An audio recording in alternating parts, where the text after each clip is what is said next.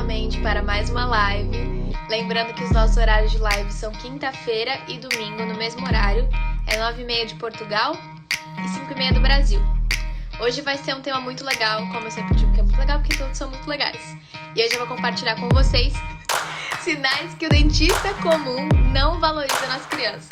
O Rony já tá aqui, vou convidar ele para entrar. Boa noite, Camila.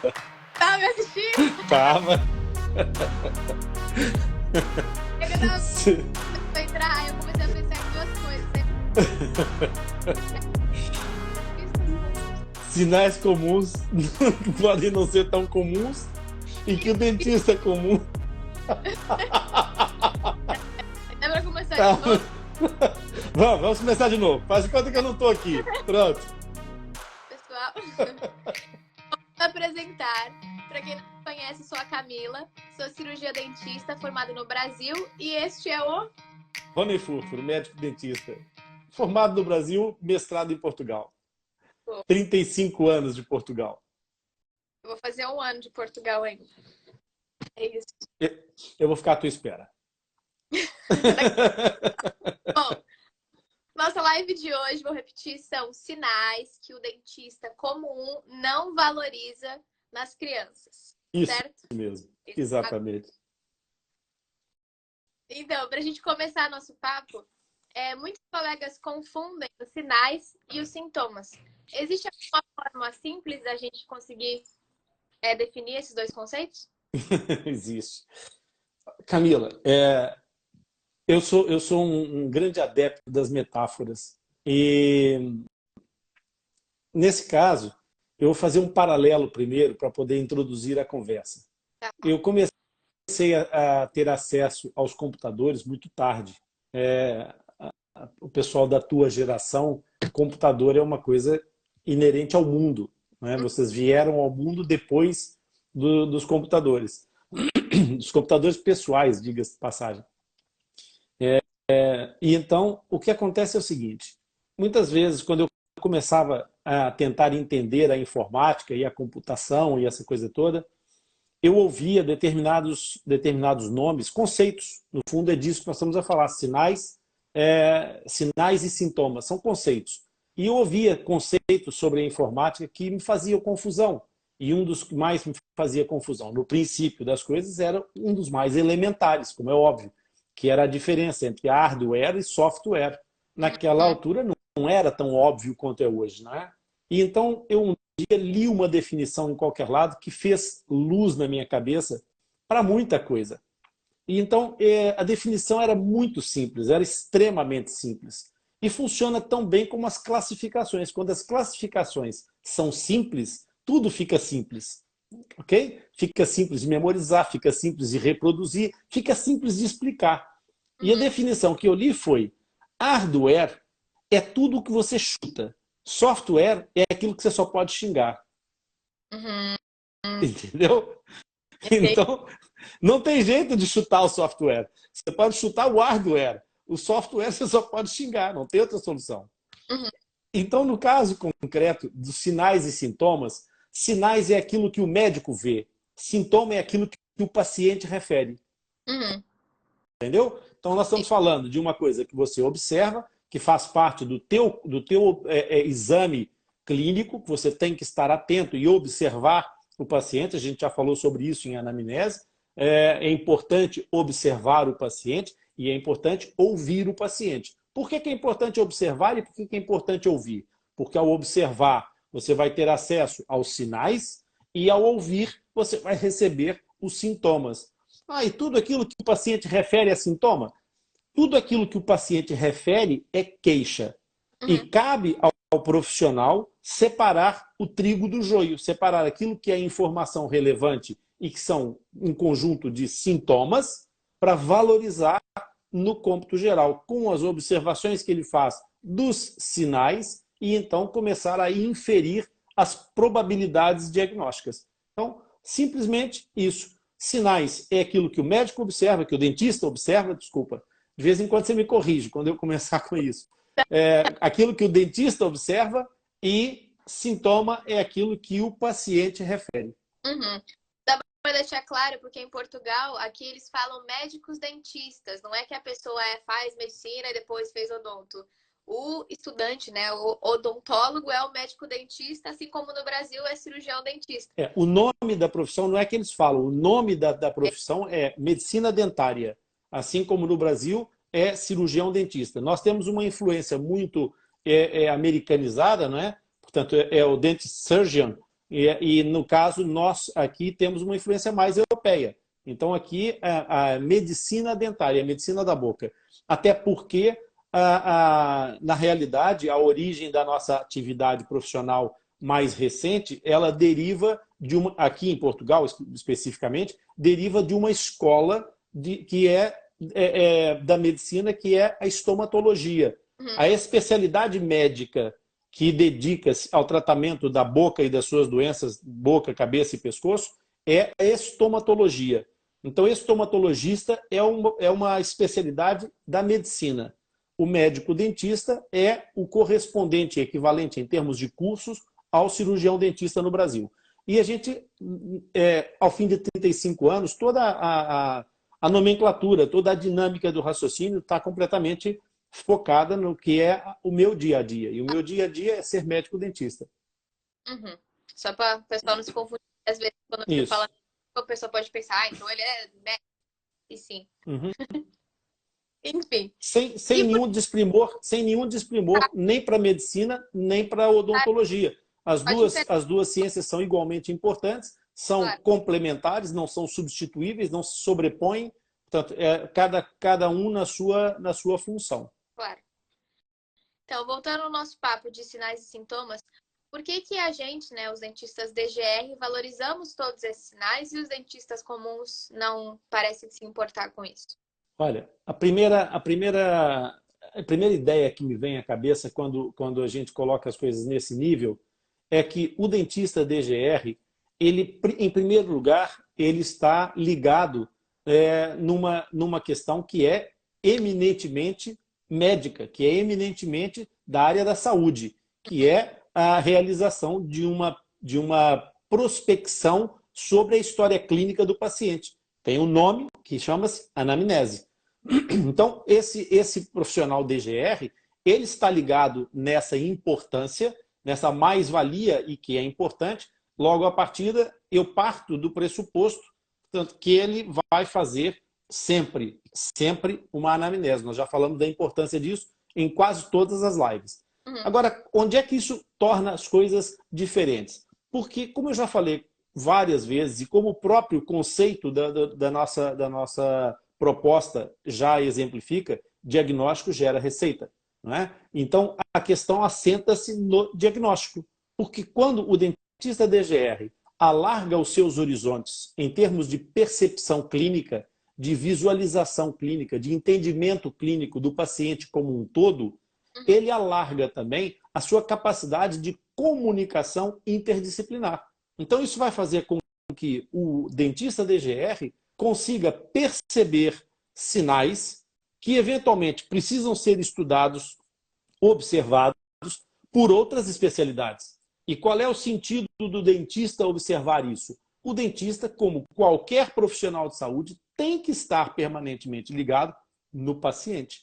Tem que estar com a responsabilidade assumida de que o paciente que chega na sua consulta, ele chega para fazer uma queixa, eventualmente, sobre uma determinada área, mas quem tem o domínio da ciência do diagnóstico é o profissional. Então, esse profissional tem que estar atento, porque, eventualmente, algumas das queixas até podem induzir em erro. Algumas das queixas podem ser diretamente com uma manifestação de algum quadro álgico oral, de algum quadro de dor dentro da cavidade oral, eventualmente, ou perioral, à volta da boca, e não ter rigorosamente nada a ver com a boca. Pode acontecer isso. Então, é possível que um paciente venha ao consultório e, obviamente, traga as suas mazelas de uma forma global. Se o dentista consegue perceber uma série de coisas que está à volta do problema, então esse dentista vai poder também fazer algumas conjecturas, algumas inferências de que eventualmente, uma situação de um certo sinal merece a sua atenção o suficiente até para poder fazer mais algum questionamento que seja necessário, pedir algum exame complementar que ele ache que vale a pena fazer e, se for o caso disso, começar o seu encaminhamento profissional. E um encaminhamento profissional gera... receita e network. Network, exatamente. Network gera receita. Uhum. Não, e aqui muito cuidado com isso, mas mesmo muito cuidado com isso. Aliás, nós temos, em lives, nós temos que ter muito cuidado com conceitos. Eu não quis dizer, quando dei o exemplo do hardware e software, que as pessoas devem chutar a pessoa com sintomas, nem devem xingar a pessoa com sinais. Não se trata disso. Assim como essa questão do network, que pode gerar receita, não tem nada a ver com situações de trocas, de mercantilismo profissional. De que eu te dou 100, te dou 10, tu me das 20. Não tem nada a ver com isso. Tem a ver com prestação de serviços de saúde. E na medida em que a prestação de serviços de saúde é realizada, não há trocas comerciais entre profissionais. O que existe é reconhecimento profissional. Então, se você faz um encaminhamento profissional para um colega de uma especialidade, esse colega percebe que você é um profissional diferenciado e reconhece a sua autoridade, a sua competência profissional. E é muito natural que numa situação em que com ele aconteça da mesma forma, que alguma coisa lhe pareça relativa à sua área, que ele se lembre de você antes de outras pessoas. E que, eventualmente, se o paciente dele fizer alguma queixa relativa a determinadas situações, que ele diga, olha, eu não tenho que interferir numa área que não é a minha, mas eu acho que você deveria procurar assistência nesta área e vou lhe dar uma indicação. Por quê? Porque eu confio nesta pessoa profissionalmente. Eu acho que esta pessoa tem capacidades profissionais que merecem o seu cuidado. Portanto, não tem nenhuma relação comercial estabelecida quando nós falamos sobre essa questão do diagnóstico. É importante que fique bem claro que eticamente é reprovável, totalmente reprovável, acordos mercantilistas entre profissionais. Estabelecimento de contrapartidas por referenciação é punível pelo Código Deontológico. Okay? Portanto, não há nenhuma indicação para que uma network se estabeleça com esse tipo de comportamento ou de premissa. A premissa é prestar um serviço, prestar um cuidado melhor ao seu paciente e, com isso, fazer com que a sua autoridade seja reconhecida. Até porque, se for nessa forma, eu te pago e você me indica, nada diz respeito à autoridade, nada diz respeito a um bom trabalho, né? Então... Pelo contrário, atesta contra o profissionalismo, atesta contra o caráter, atesta contra a ética. Eu acho que está completamente desviado daquilo que é o propósito e o sentido de um dentista DGR. O dentista DGR tem uma observância pela ética muito assim, atenta e de grande resguardo e respeito por esse valor. Claro. Então vamos lá. A gente anotou alguns sinais para a gente conversar sobre a importância deles, né? Relacionar com a importância deles. Certo. E o primeiro sinal para a gente conversar seria a cifose. Pois é, a cifose é um dos detalhes que normalmente um dentista generalista, um dentista normal, especialmente um jovem dentista recém-licenciado, normalmente não observa. Não é uma situação que passe pelos olhos do dentista, até porque muitas vezes, a gente já falou sobre isso, a orientação do dentista, de uma forma geral, especialmente aquele dentista que saiu agora dos bancos da universidade, vai com os olhos imediatamente para a boca do paciente. É do tipo, senta e abre a boca. Né? Então, a cifose, que é uma alteração postural, em que nós temos, isso é conhecido como a corcunda. Né? A pessoa ser cifótica é ser corcunda, ter um desvio postural de ventralização da parte do segmento superior do tronco. Essa postura ela pode estar relacionada com muitos fatores, e muitos fatores que são importantes e que devem ser observados. Alguns desses fatores até podem ser relacionáveis com questões que normalmente podem até escapar, inclusive aos médicos mais atentos. Por exemplo, é muito frequente nós encontrarmos situações de cifose com crianças que têm alterações de tônus muscular. Eventualmente isso pode acontecer. Mas, por exemplo, a deficiência de visão, uma perda de acuidade visual, pode produzir esse tipo de postura, porque a criança tem a tendência a tentar aproximar-se dos objetos que tem que enxergar. Então, essa posição de avanço começa a ser uma reprodutibilidade de movimentos que vai gerando uma memória muscular. Às vezes o cansaço também conta, né? Já temos alguns dias de trabalho nessa última semana que foram intensos, então a reprodutibilidade engasgou um pouquinho. Mas pronto, vamos lá. Essa reprodutibilidade de movimentos, essa repetição dos movimentos, ela vai fazendo que haja uma memória neuromuscular dessa posição, porque vai se tornando confortável. Se a criança está à frente do computador muito tempo, se está à frente dos telefones celulares, dos smartphones, aqui em Portugal são os telemóveis, e então aquela postura avançada e procurar aproximar-se do equipamento para poder enxergar melhor, tudo isso leva exatamente a esse tipo de situação. Então, uma simples deficiência de acuidade visual pode ser um fator que leve a esse padrão cifótico. Então, é preciso o dentista DGR, não tendo nenhuma responsabilidade sobre isso, nem vai prescrever uma correção oftalmológica, uma ortótese, nem nada que se pareça, mas vai, obviamente, fazer uma série de questionamentos a esses pais e, eventualmente, sugerir e encaminhar para a oftalmologia.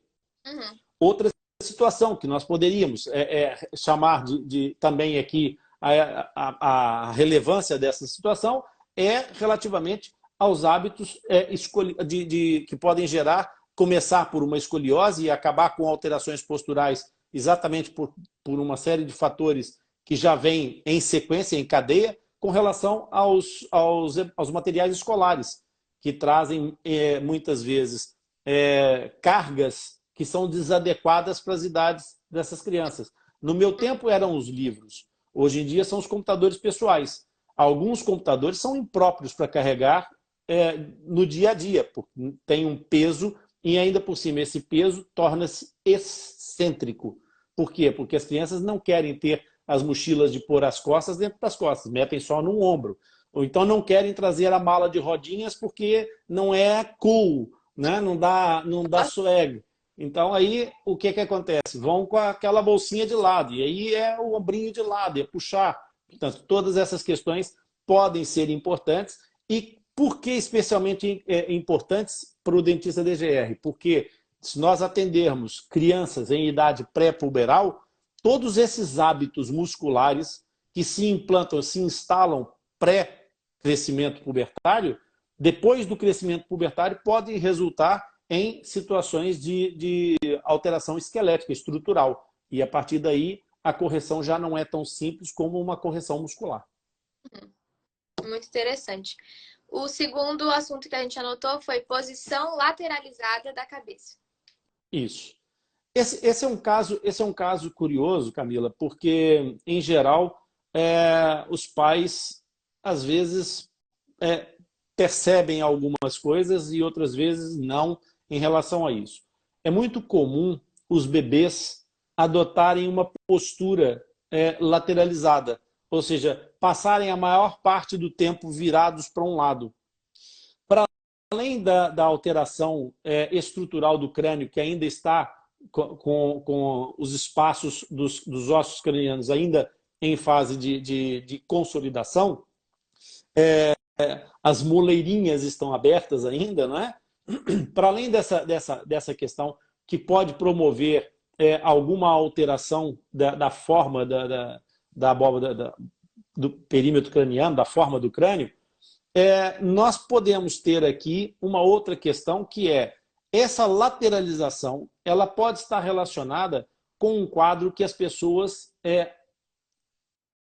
associam, em geral, a um quadro de dor aguda, mas que não é necessariamente um quadro de dor aguda, que é o torcicolo. Então, muitas vezes você está conversando com uma pessoa, ela está sempre assim, você fala, ela é tão fofinha, ela está sempre assim com um ar angelical para a gente. Não, essa pessoa tem uma postura lateralizada da cabeça porque tem um encurtamento por contratura crônica da musculatura. E o bebê que anda sempre virado para um lado, eu coloco o meu bebê sempre direitinho e ele vira sempre para o mesmo lado. É o lado da cama que dá jeito. Pode ser até isso. E aí, eventualmente, despistar a situação. Mas pode haver uma situação de torcicolo congênito. A criança já nasce com essa contratura. E por que é importante o diagnóstico precoce? Primeiro, eu tenho que partir do pressuposto que o dentista DGR já está informando os seus pacientes sobre a condição de que quanto mais cedo começar a fazer acompanhamento de uma criança, melhor. E que o acompanhamento ideal de uma criança é iniciado na gestação e não depois do nascimento. Portanto, na fase gestacional, no segundo mês de gestação que a criança vai a primeira vez ao dentista. Porque é aí que começa o acompanhamento com instruções, com orientações aos pais, etc. Então, essa questão do torcicolo congênito nem sempre é diagnosticado nem na fase da maternidade e muitas vezes até não é diagnosticado pelos pais. E aí o que vai acontecer é que essa criança começa a crescer e começa a ter uma alteração de elevação da cintura escapular unilateralmente. Essa elevação de cintura escapular unilateral vai provocando um desalinhamento das vértebras, da verticalidade das vértebras, e nós podemos, então, lá está outra vez a mesma situação dos hábitos que eu falei há pouco, desenvolver um processo de escoliose que, nessa altura, pode ser reversível a nível muscular e postural, depois da idade adulta já pode ser mais complicado e ter consequências esqueléticas. Mas é muito importante atentar para as primeiras consultas físicas do bebê, na avaliação que faz do bebê. É importante o dentista estar atento a essas situações de posicionamento da cabeça, porque o torcicolo congênito ele pode ser tratado por manipulação, ou seja, por quiropraxia, até uma determinada fase do desenvolvimento. A partir daí, é necessário fazer uma intervenção cirúrgica para corrigir um torcicolo congênito. Então, é muito importante que o dentista DGR esteja atento para esses processos de lateralização da cabeça. E, especialmente no caso dessas questões, um jovem, uma adolescente, ou mesmo um adulto que tem essa posição fofinha, né, ela pode estar com outros problemas que não vai referir ao dentista DGR, mas que ele, ao fim de 2, 3 consultas, em que a pessoa está sempre fofinha, não é, vai começar a fazer questionamento e encaminhar esse paciente para tentar perceber, porque daqui a pouco as queixas vão aparecer ou, eventualmente, já existem, só que não chegam ao dentista. Vão chegar a vários profissionais e até que haja um que se sensibilize para perceber o que é que está a passar e procurar os sintomas no lugar certo, esse paciente já poderia ter sido ajudado há muito tempo. Com certeza. Bom, o nosso terceiro tópico é disfonia. Boa. Disfonia é uma das questões que normalmente nós temos que ter bastante atenção, especialmente em crianças.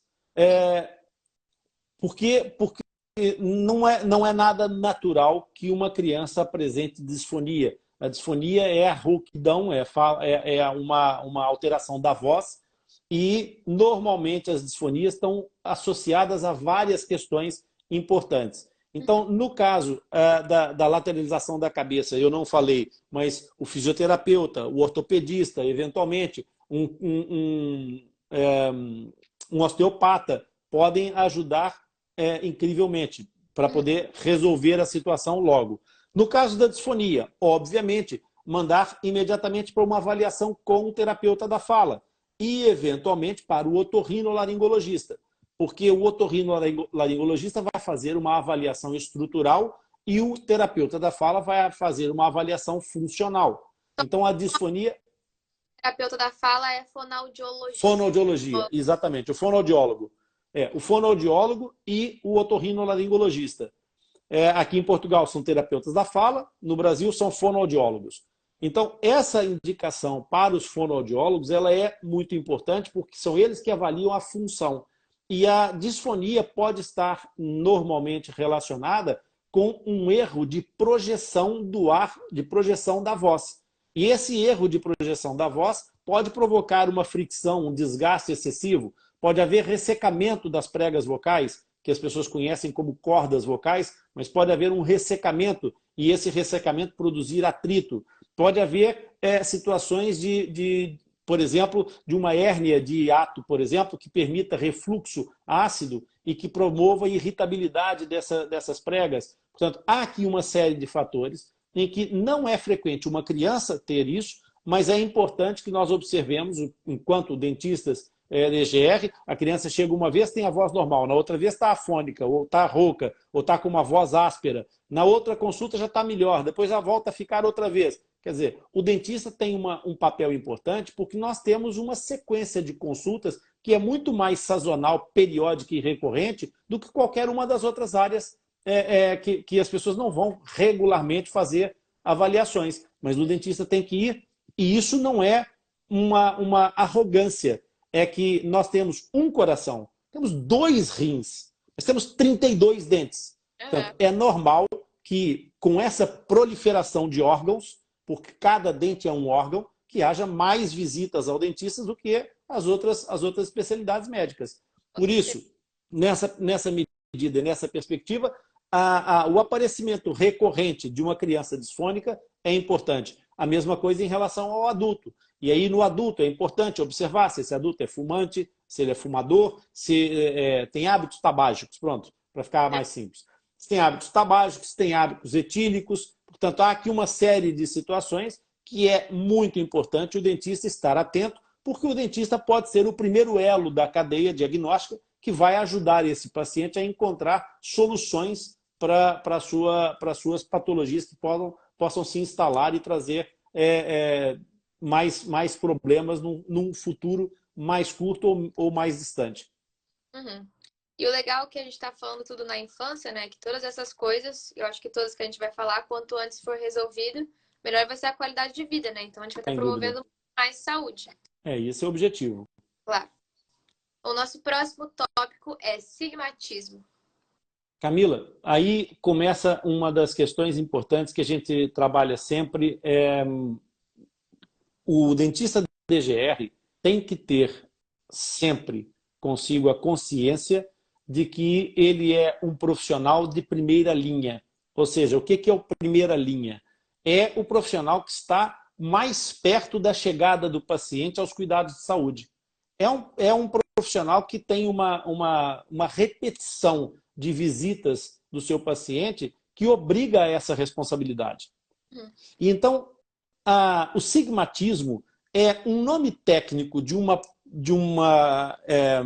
problema, de uma patologia da fonoaudiologia, da área da terapia da fala, fonoaudiologia, que é a alteração da produção de pontos articulatórios nos fonemas fricativos, s, z, em que o paciente leva a uma interposição da língua com os dentes, quando esses fonemas deveriam ser feitos dentro do espaço da intraoral.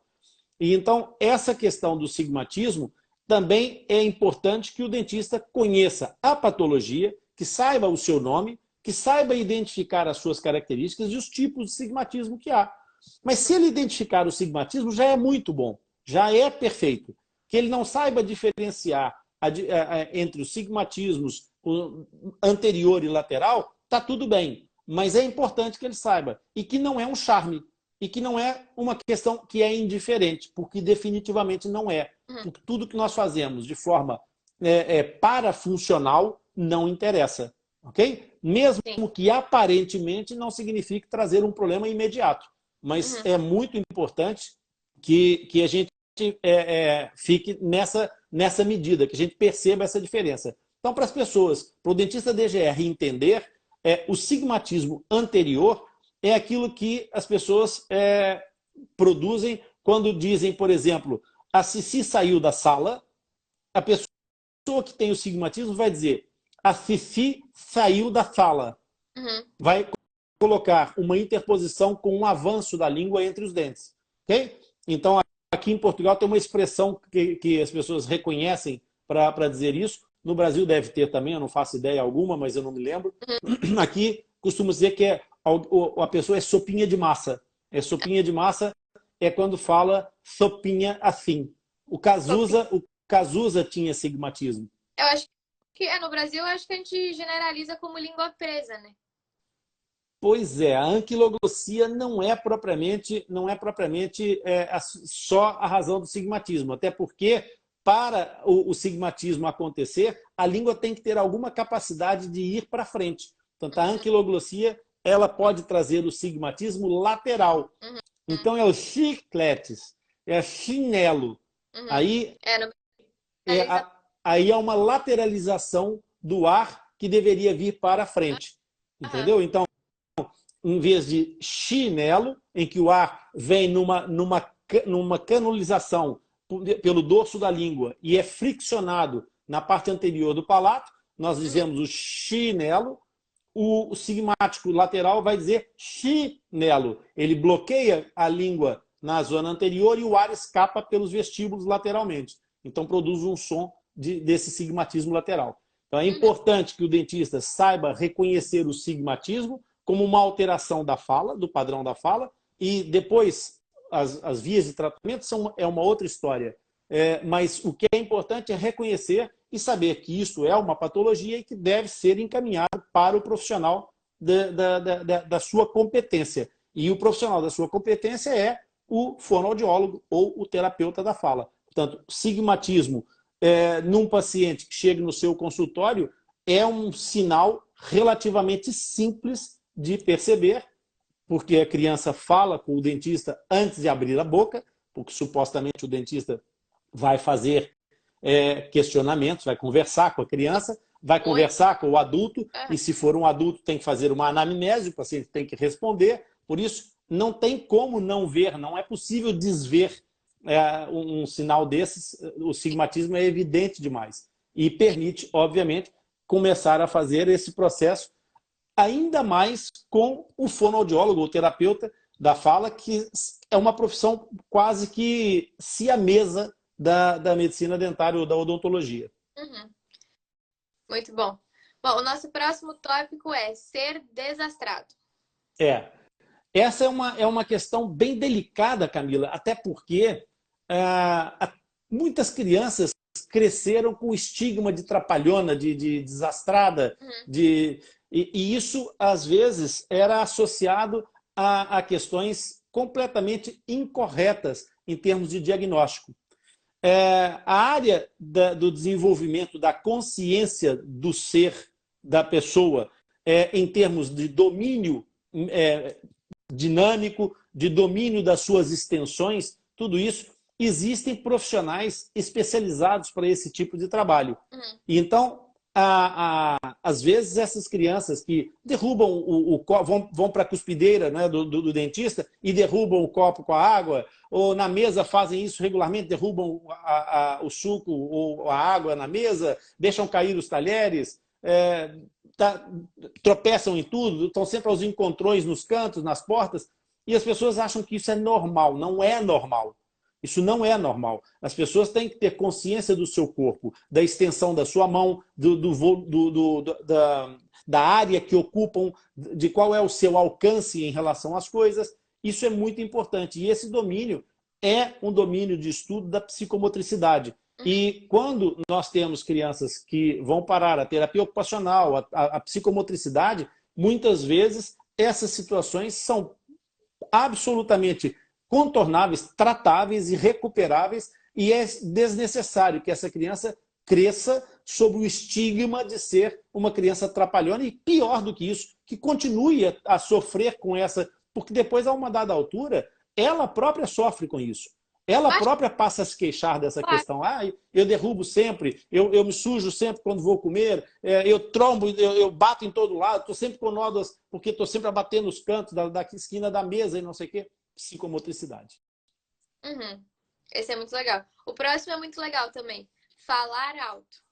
Falar alto. É muito frequente a criança falar alto. E uma das associações mais imediatas é: ah, ele gosta de chamar a atenção, está sempre aos berros, sempre que fala, está sempre falando muito alto. Pessoal, uma das preocupações que nós devemos ter com o falar alto é que quando nós temos uma criança que fala alto, ela eventualmente pode sim ter um distúrbio psíquico de precisar de chamar a atenção e etc., mas isso vem acompanhado de uma série de outros elementos. Agora, no caso da criança que fala alto e não tem esses outros elementos, que a gente não vai entrar no mérito aqui, vamos focar só nessa parte, o falar alto normalmente está acompanhado com, por exemplo, uma sequência de perguntas: o quê? O quê? Ou então com o som da televisão muito alto, ou o som dos tablets, dos smartphones sempre no último volume. E tudo isso é muitas vezes relacionável com uma diminuição da capacidade auditiva. Então, é muito importante quando a criança chega no seu consultório e está sempre aos berros, sempre a falar alto, a querer falar por cima de todo mundo, ela pode estar, de fato, falando muito alto, porque ela tem dificuldade com a sua própria audição. E tendo dificuldade com a sua audição, ela vai tentar colocar o seu nível de voz num patamar que a ela própria satisfaça no sentido de se ouvir bem. Porque se houver, por exemplo, um problema, e é nesse caso em concreto que eu penso quando me refiro a essa questão, a surdez por transmissão. Surdez por transmissão pode ser apenas acúmulo de alguma obstrução na entrada auditiva, ou seja, na entrada do som pelo ouvido. E aí pode ser um rolhão de cerúmen, pode ser líquido dentro dos ouvidos, mas são situações facilmente tratáveis. Nesse momento em que nós temos essa situação, chamar a atenção dos pais e dizer: olha, já fez uma observação em otorrino? Pode ser que haja necessidade de alguma atenção para perceber se esse volume de voz é apenas uma questão de educar ou se é uma necessidade dessa criança.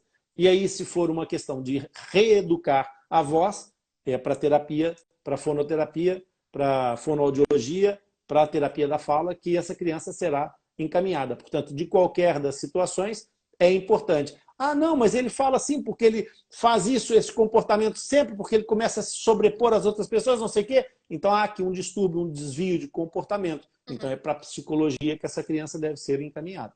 Uhum. Então sempre tem um jeito, né? Tem solução para tudo. Claro. Também funciona a questão da educação em casa, como é óbvio, mas muitas vezes não é uma questão de falta dos pais tentarem educar. Às Sim. vezes é de fato uma renitência, uma desobediência que é uma necessidade e não propriamente uma questão de voluntariedade só da criança. Sim. O nosso próximo tópico são lábios secos.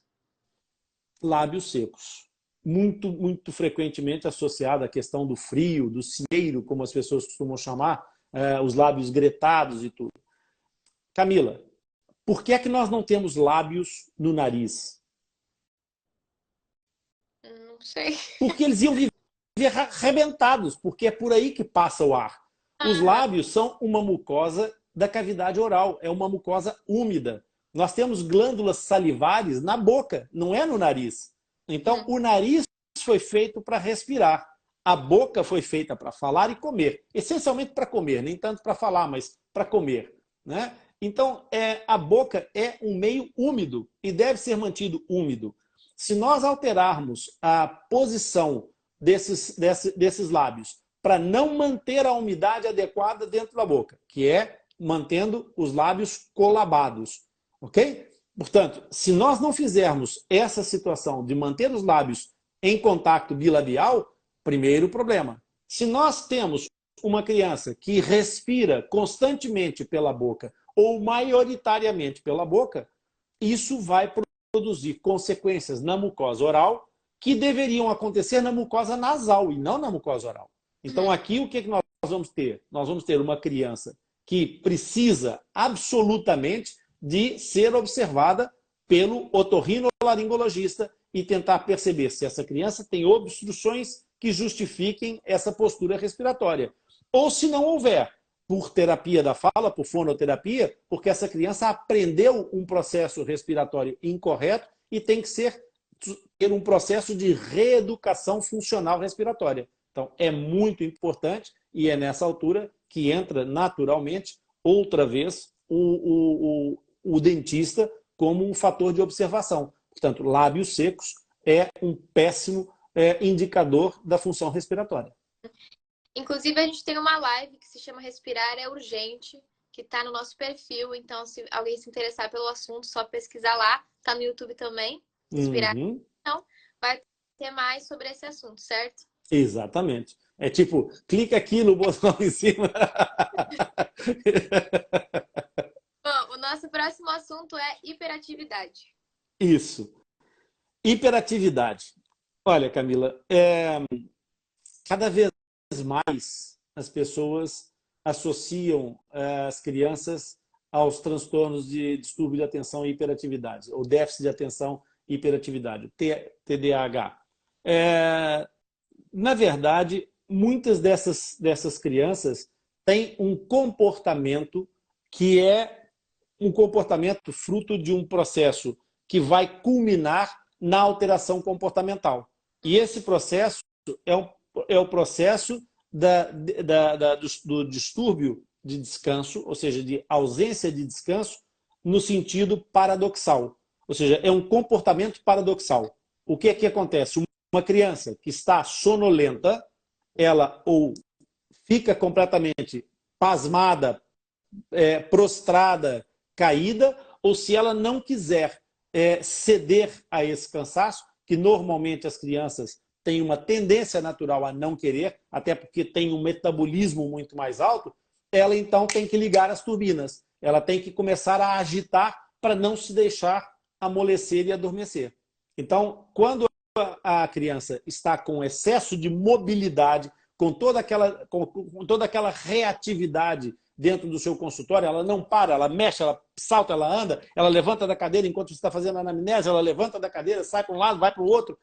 É uma altura para você observar e tentar perceber se esse comportamento também se reproduz em casa. Porque pode ser meramente a descoberta de um mundo novo. O que é muito legal, bacana, está tudo certo com isso. Então, nessa altura, é o momento certo para o dentista DGR aproveitar toda essa curiosidade para trabalhar a iatrosedação, que é a preparação psicológica dessa criança para o trabalho odontopediátrico. Está tinindo, está ótimo, está excelente. Agora, quando essa criança tem esse comportamento e você pergunta em casa é a mesma coisa. E na escola? Ele não deixa os colegas prestarem atenção na aula e está sempre a conversar para o lado e não sei o quê.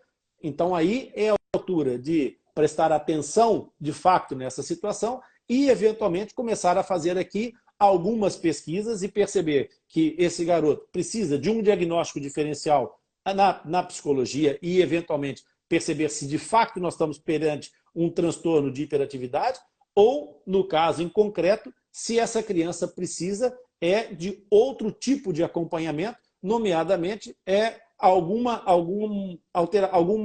alteração no padrão de descanso.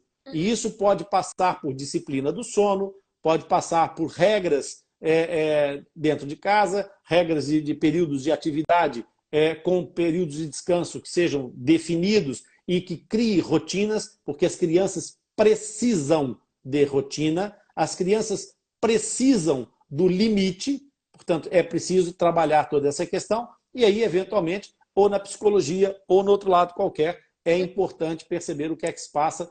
Até em casos mais extremos, nós podemos ter questões, por exemplo, de distúrbios do sono, em que no distúrbio do sono pode haver um padrão neurológico que está interferindo com esse descanso. Então é preciso, eventualmente, que essa criança seja encaminhada para o pediatra, para que o pediatra faça as suas avaliações e, eventualmente, até pedir a neuropediatria para observar essa criança e fazer algum diagnóstico diferencial do problema. Com certeza. Nosso nono tópico é a onicofagia. Onicofagia. Pois é. Onicofagia, muitas vezes, Camila, está relacionada com distúrbios de ansiedade. E esses distúrbios de ansiedade, a gente tem que ter muito cuidado, porque, por vezes, eles não são tão simples de tratar, podem estar relacionados com gatilhos psíquicos que despoletam esses processos, ok? E podem ser sinais de uma necessidade de autorrelação no sentido de proteção. Então, essa criança pode estar a ter dificuldade social, de sociabilização, e ela acaba por encontrar uma forma de fazer disso um escape social. Então, ela passa a se relacionar com ela própria. É importante que nessas situações esses processos sejam identificados o mais precocemente possível, por todas as consequências que hoje não vou entrar no mérito da questão. Onicofagia dava para 4 ou 5 lives, mas eventualmente é importante nós chamarmos a atenção dos pais enquanto profissionais, no sentido de tentar parar um processo que pode degenerar, inclusive, mais à frente, com essa necessidade de autorrelacionamento, ou com esse escape de autorrelacionamento, numa patologia chamada timidez. A timidez é uma patologia, uma psicopatologia, não é só um modo comportamental, tá? Então, é importante também que essa criança seja trabalhada e que seja trabalhada pelos pais e, eventualmente, por um acompanhamento psicológico. E é uma coisa tão simples, né? Que, na realidade, tem todo um background. Exatamente.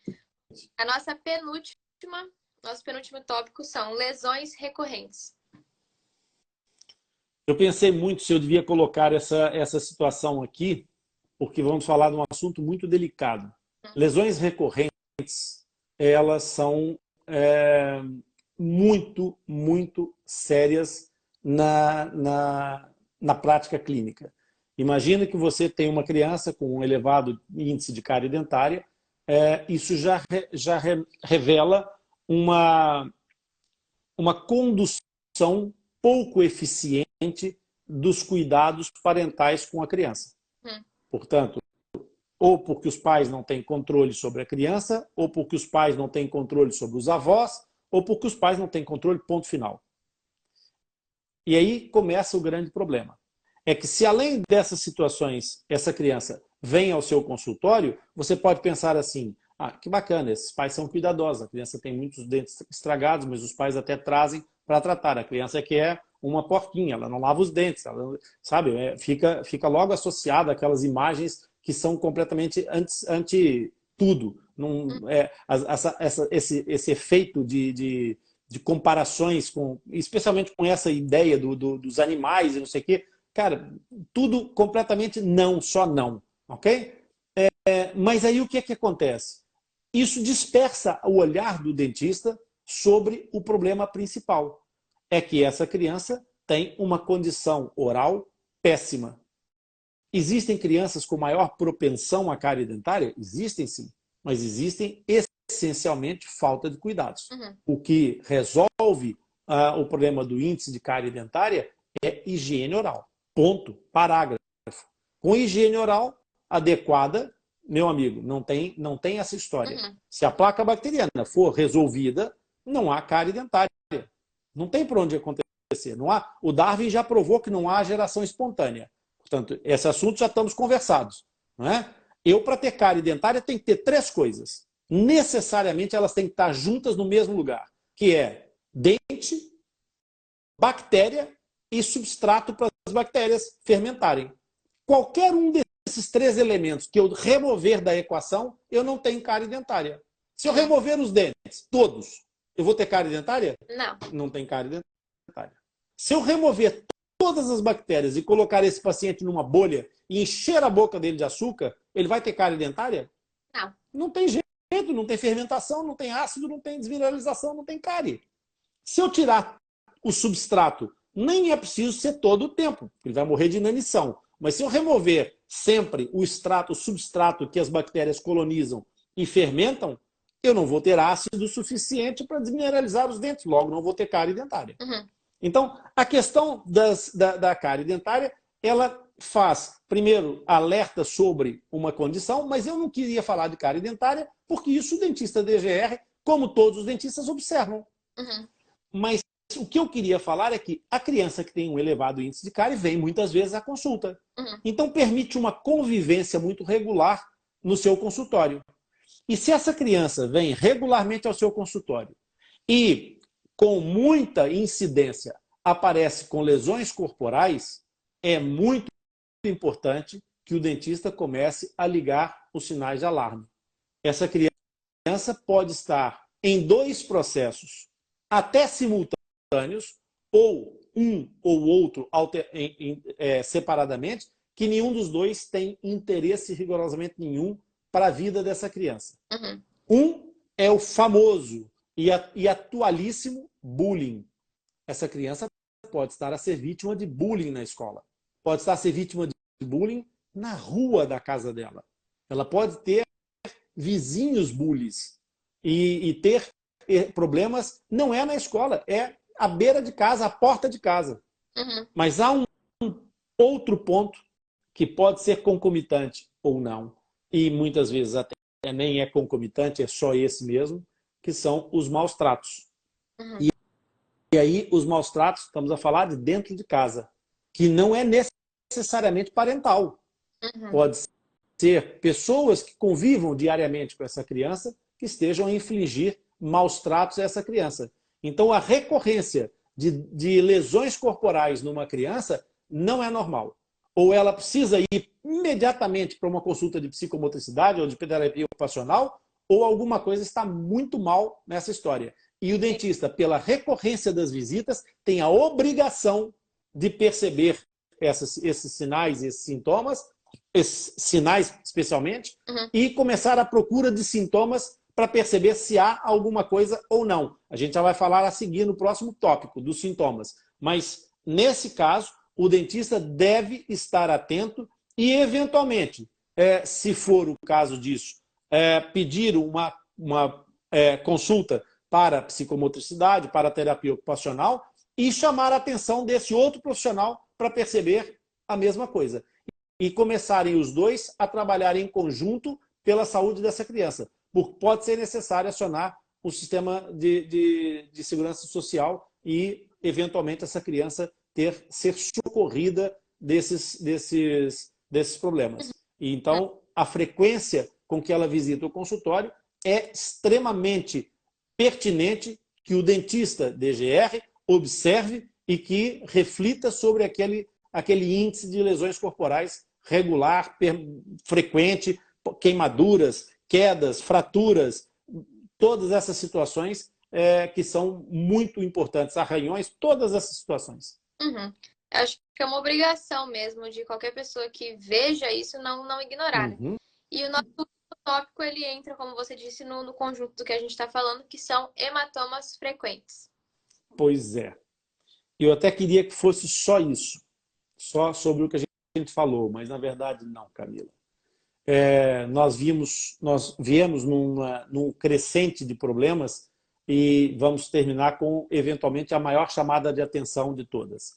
O dentista DGR trata uma criança ou trata um paciente e na consulta subsequente, num curto espaço de tempo, o paciente volta com uma mancha amarela em redor dos lábios. Então, o que aconteceu aqui? Eu fiquei com uma nódoa negra, com um roxo, fiquei com um hematoma depois da consulta. E depois faz uma anestesia e quando vai ver outra vez, tem lá um hematoma naquela região. E você começa a observar o paciente e começa a reparar que ele tem uns hematomas também em outras partes do corpo. A presença de hematomas nunca é bom sinal. Pode ser a psicomotricidade? Pode. Andou a bater dos lados, do outro, não sei o quê. Mas mesmo isso, normalmente, não promove tantos hematomas. Ok? Maus tratos, sim, pode acontecer. Pode ser em adulto, pode ser em violência doméstica, sim, pode ser. Uma nódoa negra num olho, com edema, sim, pode ser violência doméstica.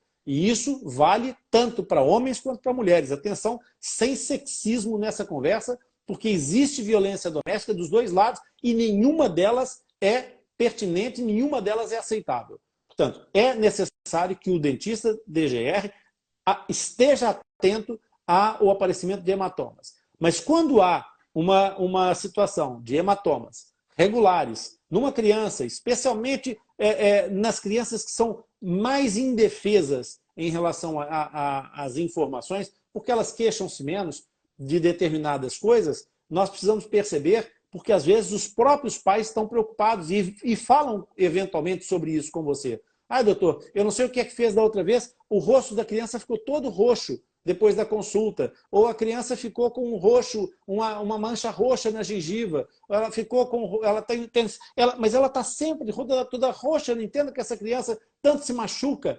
Essa criança pode não se machucar.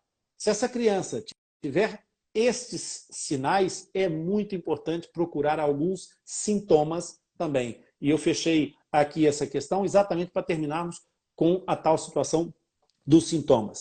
Se essa criança faz febres sem nenhuma queixa inflamatória, lembrando, essa criança dos hematomas, ok? Que é das hematomas, as lesões roxas. Se essa criança aparece com febre regular sem razão aparente, se essa criança se queixa regularmente de muitas dores nas pernas, de cansaço extremo, queixa-se das articulações, de dores articulares, essa criança está sempre reclamando e a mãe às vezes refere, ai, meu filho às vezes parece estar tão pálido, meu filho parece estar sempre com um aspecto de doente. Até no outro dia ele se machucou e aquilo parecia um sangue assim que nunca mais parava. E você começa a juntar todos esses sinais e esses sintomas, okay? É a altura de ligar todas as sirenes do seu alerta perigo de saúde. A leucemia é uma doença silenciosa e de difícil tratamento. Muitas vezes, como todas as formas de carcinoma, depende de um diagnóstico precoce. O dentista DGR, como profissional da linha da frente de recepção das pessoas na área da saúde, porque é provavelmente o médico mais frequente na vida de um paciente, tem a obrigação ética, moral e profissional de estar atento a esse tipo de sintomas. Então, não sendo as situações de bullying, de violência, etc., esses sintomas, e que muitas vezes, aqui em Portugal, então eu ouço isso muito, eu não sei se isso existia no Brasil, porque eu não me lembro já, mas eu ouço muitas vezes e cada vez que eu ouço isso, eu até fervo, que isso são dores de crescimento. Ele queixa-se de dor nas pernas, são dores de crescimento. Dores de crescimento, para mim é uma coisa que me enlouquece.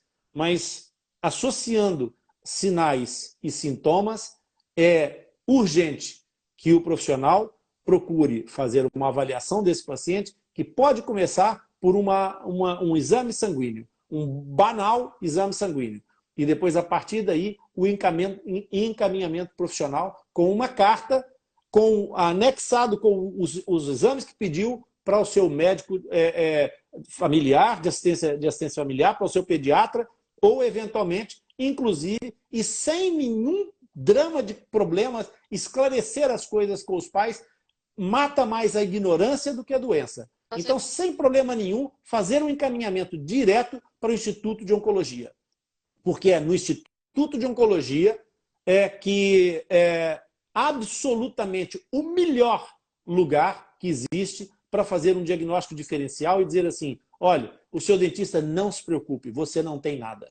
Porque 90% das vezes é isso que vai acontecer. Mas é melhor que seja encaminhado e digam que não. Mas aquele 1% que você diagnosticou, provavelmente você diagnosticou numa fase inicial, e diagnosticando numa fase inicial todas as formas de carcinoma, todas as formas de neoplasia, todos esses problemas e todas as patologias em geral são mais fáceis de tratar se identificadas precocemente. Com certeza. Eu acho que foi um assunto forte e muito importante para a gente finalizar nossa live de hoje. Então, DGR, se anota tudo, essa live vai estar salva, você pode rever, porque são coisas realmente muito importantes. Eu acho que todas que a gente falou, mas principalmente essas duas últimas.